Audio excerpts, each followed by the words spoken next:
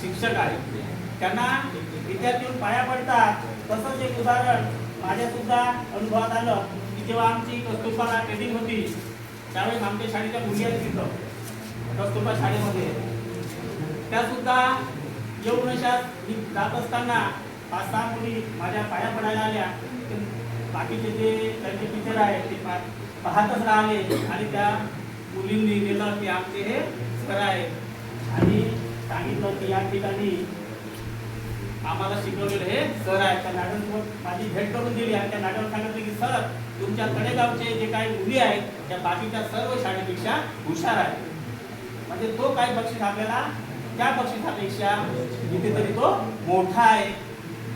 ते मला एक चांगलं असं आदर्श शिक्षकाचं पुरस्कार मिळाल्यासारखं वाटलं. तर आपण सुद्धा एवढी मेहनत करा. जास्तीत जास्त प्रत्येक जण काही 100% काम करत नाही, परंतु जास्तीत जास्त काम करण्याचा प्रयत्न करा. अगोदर आपण शिकत असताना एक अब्राहम लिंकनचं एक पत्र ते शेवटी कार्यालयामध्ये असं टांगलं राहायचं. आहे ना, तुम्हाला आठवते का?